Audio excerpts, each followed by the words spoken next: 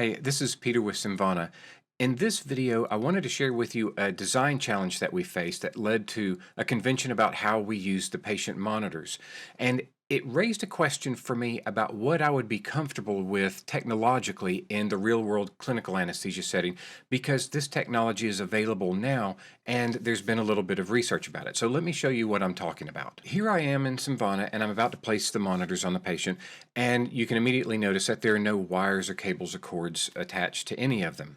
In VR, it takes a lot of computational resources to calculate the interaction of all of these lines and cables with different objects in the environment.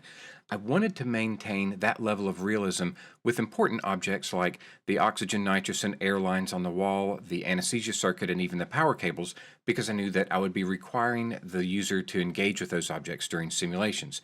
However, for the EKG lines, the O2 sat probe, it seemed like overkill, and we could save some of those computational resources for use in other parts of the program. While we were making these changes, I began to wonder whether or not I would be comfortable using wireless monitoring in the actual operating room. The advantages to wireless monitoring are obvious. You wouldn't have to worry about tangling or lines getting hung on equipment.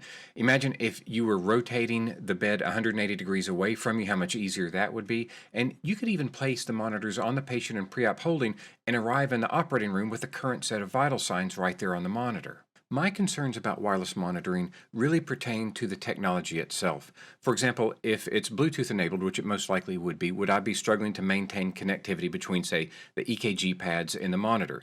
And while I don't mind a little bit of a struggle to maintain connectivity between earbuds and my phone if I'm listening to music, I really don't want to face those technological issues during a craniotomy. So my question for you is twofold. Number one, have you ever used wireless monitoring technology? And if so, what did you think? And are my fears about it unfounded?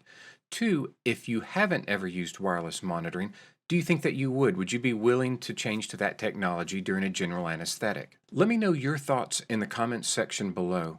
And I can already tell as we go further into the development of Simvana that it's going to generate some really interesting topics for discussion. So if you'd like to be a part of that conversation, be sure to click like, subscribe, and hit the bell icon to be notified of the next video that we release. Thanks a lot, and I'll see you in the next one.